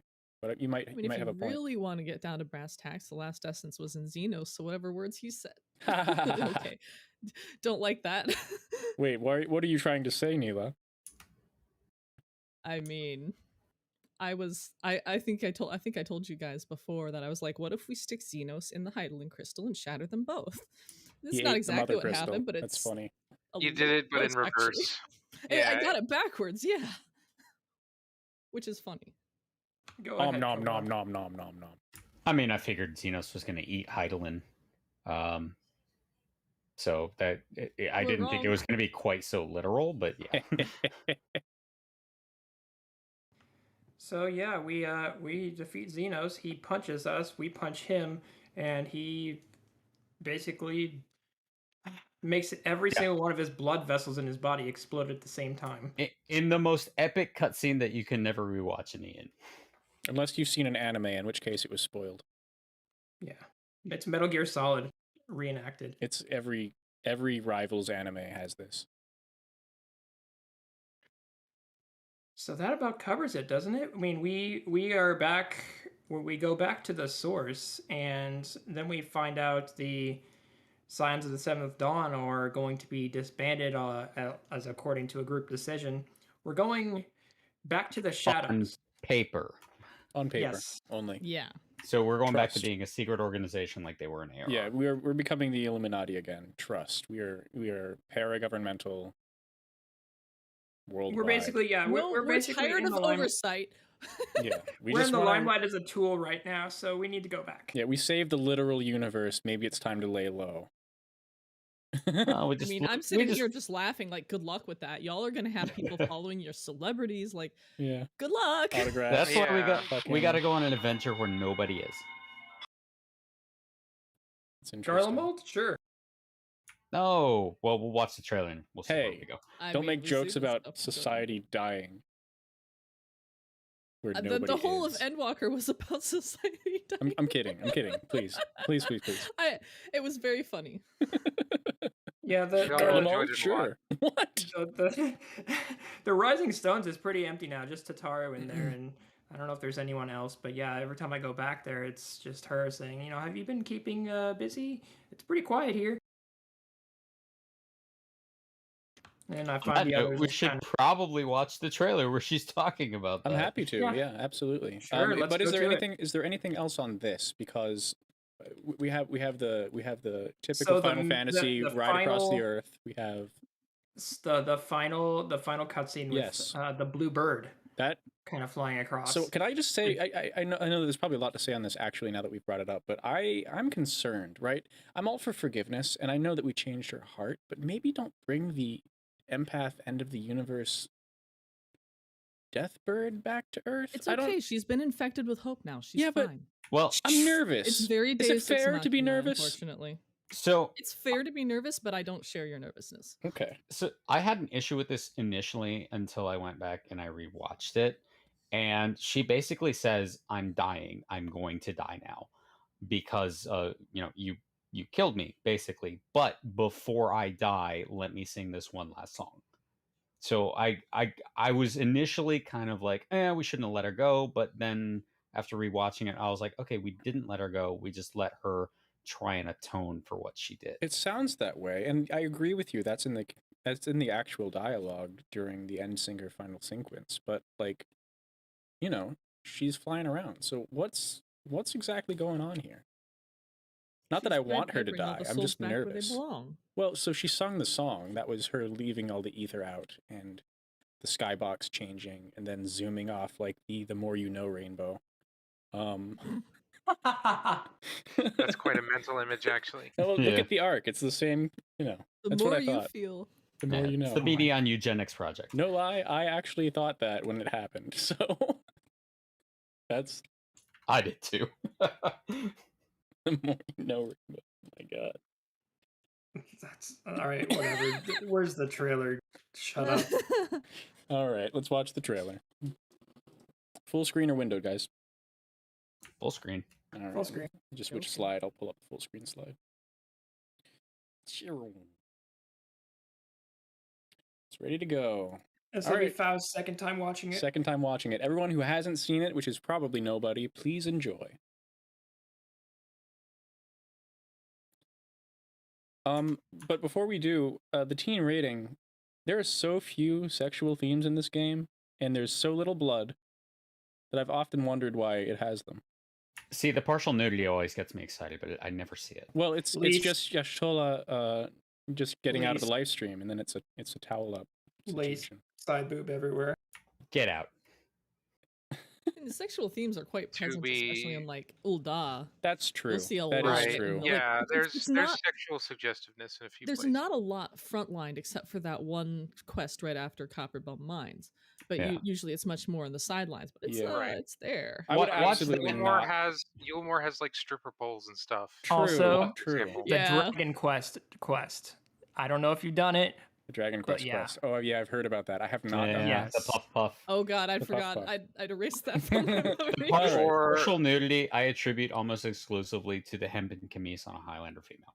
Yeah. Press play. All right, I retract. We're pressing play. Pressing play. Pressing play. Pressing play. All right, here we go. Let me know if it's too loud or not loud enough. It's too loud. Thanks. Okay, it's not loud. Yeah, I brought it up. It's so much quieter these days without everyone around. Not that I'm pining for your return, you understand. I have my sources, and I know that each and every one of you is doing well and keeping busy with your endeavors.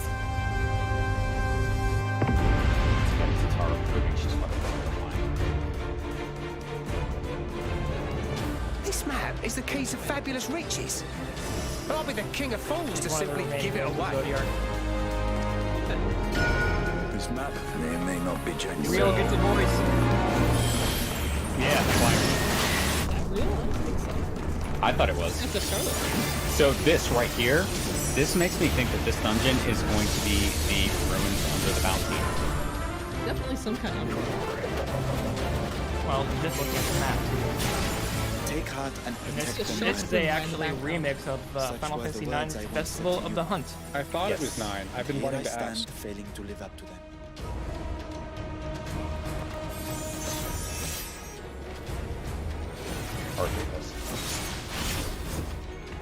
As you know, There's a lot I've of been PvP researching cutscenes ways in to this. travel from the They're source. very proud of what They have a they bunch made. of different areas. Yeah. This is interesting. Well, She's Trust been my researching brain. ways of getting to other shards, hints at least, but she found possibly a way in the library, just a I- dark detailed corner of the description. library. Fucking hate the creepy face.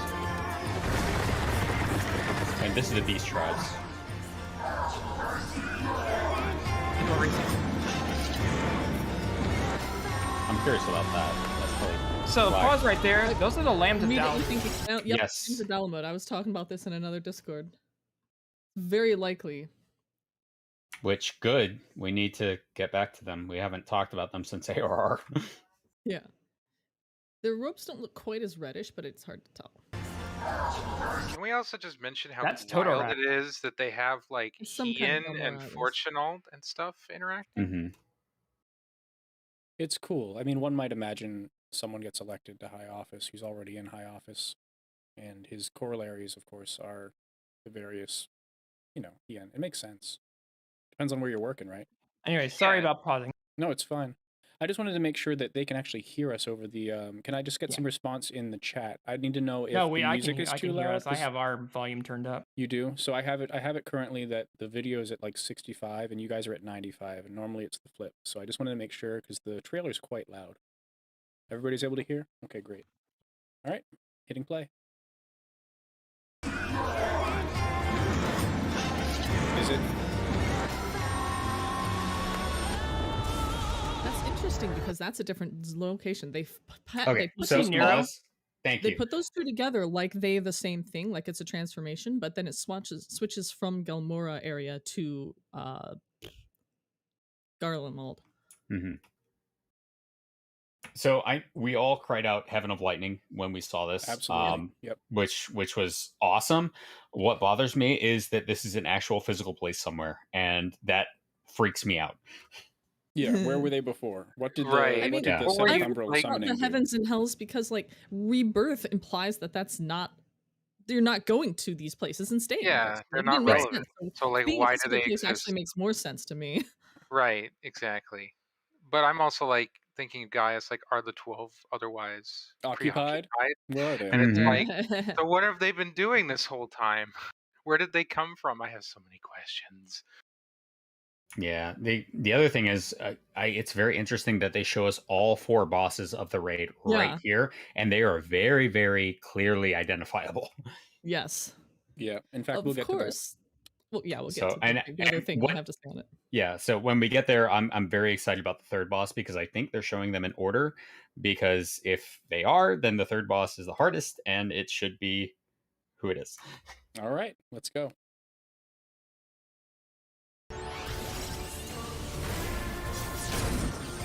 We're gonna get drunk and go into a night fight with the gods. So this is Oh, Fire we God, got the builder. Yeah, just get on the hammer. the Heaven of Fire.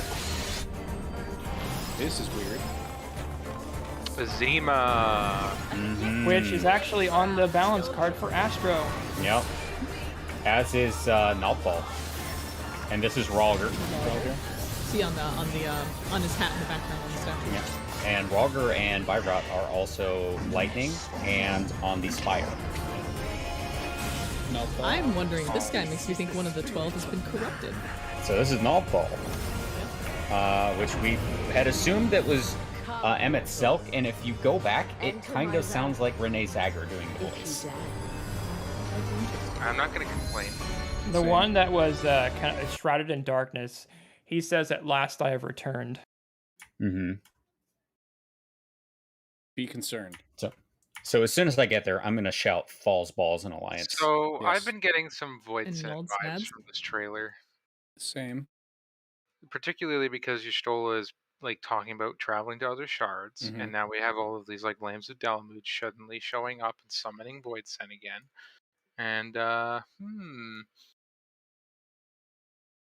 Did I not So- call the Lambs of Dalamud like a year ago? You and I were talking about it because it's been an interest of mine. I've been waiting. I'm like, they brought it up. It's got to come back. Like, we It's gotta didn't. be interesting. We knew that they were.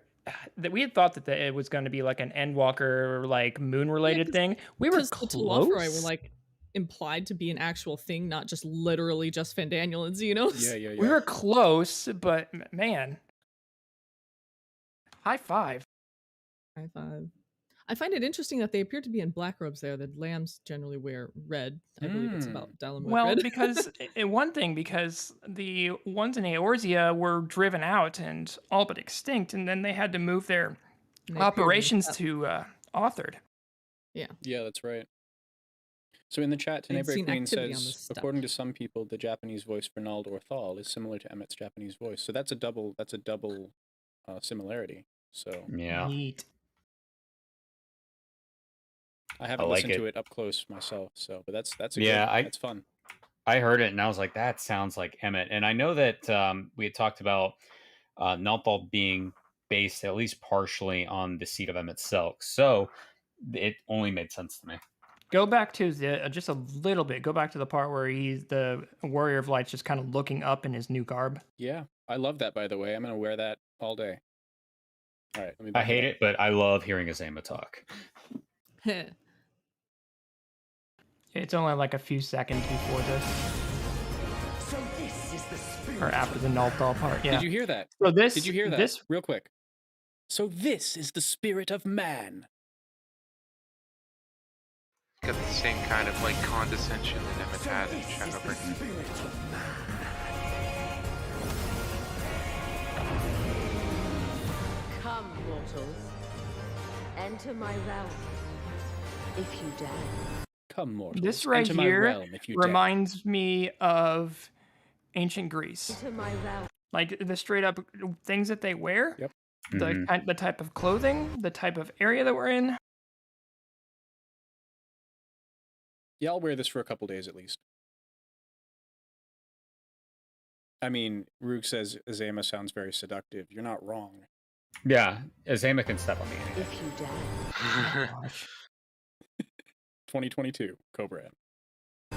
And I don't know if I'm just looking at Charlene there or if that's a new area. I think it's Charlene. Looks like Midnight Colrath says, can't wait to fight Haloni again it's and for get sure banned from the Charlene. Guardian Church again. Yes, High so five. I the really market hope board. we get to fight Halone and Midfina in the same raid. I leveled all my crafters right here, so that's definitely Charlene. Oh yeah, that's where you spent instead of going through Endwalker. That's right. I leveled my Fisher here, so. Fun fact, Fao did not actually go through the story in the first 2 weeks of Endwalker. Instead, he went crafting. I did. I crafted and fished, and just like in Shadowbringers, my very first max level character was Fisher. In other words, he pulled a full Raubon EX, where he just refused to do MSQ for obvious reasons. Yeah, in Stormblood, I missed Raubon EX because I was busy doing other things. I was there. I just wasn't playing MSQ. I remember we were all very irritated at you because we had our own secret chat because we couldn't talk about it in regular chat because you were the only one who hadn't finished. And So now we're over here like gushing about Endwalker, and you're over there like crafting. Yep. Exactly. I'm sure you guys were pissed, but now that chat has it's alive every day. We're chatting there and in our Discord. It's really funny. I didn't want to show up in Charlene and just continuously annoy you and kick your crafting table over. Tenebrae, no, we did not know each other back in Stormblood. However, I did know Ayumi from Stormblood. Yeah. Yeah, we go. We met at the beginning of Stormblood, and I was in his FC, actually. We go way back, so. Man, I'm glad we have friends. This is cool. So who's excited for Ultimate? Is anybody doing that content? It's meant for 0.01%. Absolutely not. Fuck no. I mean, not anytime soon. Which is technically an Ultimate. I'm not going to try the new one just yet. This I have looks a few so old cool, ones to get though. caught up on first. Oh yeah, I'm definitely going to check it out. Soken actually posted a tweet earlier saying that he got, there were 3 different locations to do this. Let me grab the tweet real quick. A studio in Tokyo, his room, like his actual like house where he lives, and then I think something in Australia. Because they had to coordinate several different like. And yeah, he was like, yeah, he doesn't want to explain the process of how he did it, but it's mind blowing. They're just still working around COVID and stuff, I think. Yeah, it's going to be interesting seeing how World First Race goes because I don't believe Frosty's covering it this time. Yeah, that's true. He said he was taking a break on Twitter, didn't he? Yes, he's got a family now, so it's coming totally reasonable. a lot of us for sure. The equation changes when that happens. Kolrath says the screen with Horace Felger in the Allegan bindings is very interesting. I agree. Because we know that how do I put this? This is old content we've discussed, but in the Heavensward dungeon, you can see Allegan rings on the mountaintop as you're on your way up. And so you know that these dragons were captured. Maybe not every single one, but it's totally believable that Horace Felger and Nidhogg may have had rings. And so they broke those rings, and they now have their new kingdom in Avalonia back during this period. But like there was contact for sure. Because there's a ring in the mountains of Somal. The holy mountain to dragons.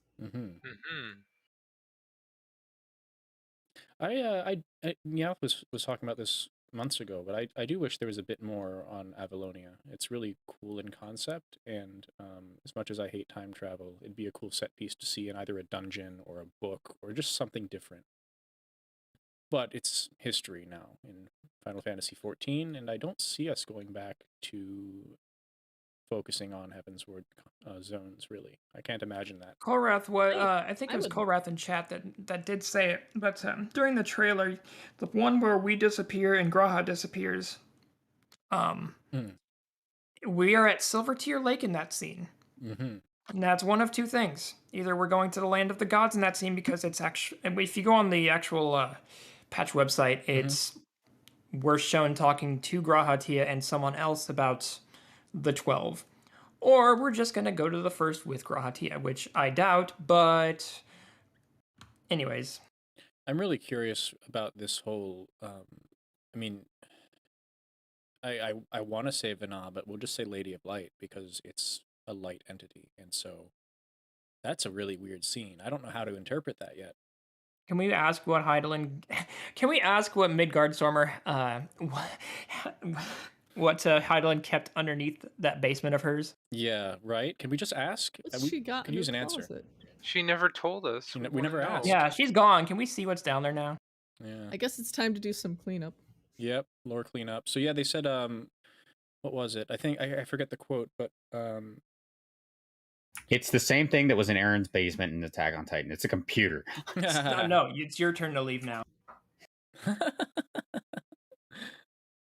Oh, that's what it was. They have mentioned that the Alliance raids are a bit of an epilogue to the Heidelin Zodiac series. I don't know if that's word of mouth for me. I haven't read it, but somebody had mentioned that to me. And I don't know if that was from the live letter. If it was, we'll discuss it another time, but if anybody has info, I'm down to hear it. Oh my god. I swear to God, if Heidelin created the 12 in ancient times to help her keep balance in the world, I'm going to scream. Right? And just said, hey, well, can we... if she did, I mean, go ahead. No, I was going to make a joke about... she got Hades like in a bar or something and recorded his voice. Walk out into the lake, disappear, I mean, and just show up in her basement, in her dungeon. Maybe dungeon's not the best choice of words for that, but you know. It's a great term for it. No, it's absolutely accurate. I've been going through all the dialogue. It's absolutely accurate. Rug says in the chat, we'll be closing up here soon. Sorry, Neela, didn't mean to cut you off. Go ahead. Let me see if I can remember what I was going to say. Oh, yeah, we do have, we know that she created the Watcher as a construct to help her do her thing, and she based it on someone she knew, so why not others? I could see it as credible, though I'm not sure I'm convinced at this point. Mm-hmm. Yeah, I'm on a similar footing to you, for sure. Responding to chat, Rug says, IMO, Silvertear is a repository for concepts. I have a theory about it, but it's quite too long for this chat. I mean, we know the lore indicates something like Font of All Magic. The ether volume in Eorzea is massive compared to the rest of the world, which is why we were thinking it might have been Summoning Ground Zero at some point. It's old news now, but yeah, I guess we just don't really know yet. We just don't really know yet. And I do hope it comes to... Among all the things that we were not told, I would like to be told at least that one thing. What is beneath Silvertear? Why is it important directly? Yeah. It's a really big hole. Because that is a Realm Reborn 2.3 or 2.4 question that was brought into focus by Minfilia. Mm-hmm. And hasn't been answered. Just like the Heart of Sabik, it's the set open That's question. it. Oh, that's a big one too. Heart of Sabik. That one, with La Habrea info on the table, I have some hope that maybe it'll come up, but no guarantee. Yeah, exactly. Also, there was another thing in chat. Midnight Korath says, some of the 12's designed remind me of the true forms of ancients like Hermes and Eryx. Well, technically, those are transformations. Yeah. But 100%, yes, it does remind me of that. Not all of them, I agree. Yeah. Some of them have like weird holes in their bodies, which look like they're Nalthal statues. Yeah. But I mean, if they're really big, you could have the ancient curled up in the chest, and the you know. I think of the transformations as kind of like mechs.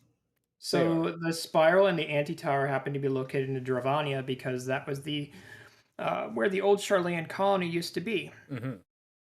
Charlean used to have a old kind of city-state colony. Mm-hmm. Not quite even city-state. They weren't big enough to be called a city-state actually. But they built the anti-tower there to peer more closely into the ethereal stream. And of course, now they have the Itioscope, but the anti-tower was their first prototype. And the spiral was their... The Nautilus spiral was their symbol. Idleshire was a settlement that they had created as well. This is responding to a chat question. Well, I'd also like to Yes. know why the spiral and anti-tower happen to be located in Dravania. So, just for any listeners. Goodness. Should we call it here? Yes. Yes. One last tidbit that is almost kind of a joke, but Yeah. it's funny, we've gone from one end of the universe to the other, killing off a cosmic threat. We come back and we're told to lay low, but now we're climbing Mount Olympus to punch the gods in the face. We are not good at laying low. No. So So we'll just create another Odyssey. just from me, one final response for Rogue here. My opinion on why they chose Drabania is simply because of the geography. It is in Eorzea. Eorzea has higher etheric density, therefore maybe it's closer to the will of the star. So they started digging because that was the spot. And I know that's not satisfying, but probably that's the answer. It just was the right spot. Yeah, and Kolarath mentioned it too. That they had built Alexander there, their defense facility, and they abandoned it as well. Yeah. Yep. Just turning tail, eh? How quickly you left when the first Garlean foot set on the soil. Something about that was one of the On Alamegan soil, yeah. yes, that's it. It was one of the quotes during the zone introductions in Endwalker. Man, I missed those already. I really liked those. Should be interesting to see what narration we get this time around. Absolutely. It probably won't be Emmett. Yeah, probably not. Probably not Mr. Maybe Self. maybe some Tataru. Maybe some Tataru narrating. Probably. Maybe.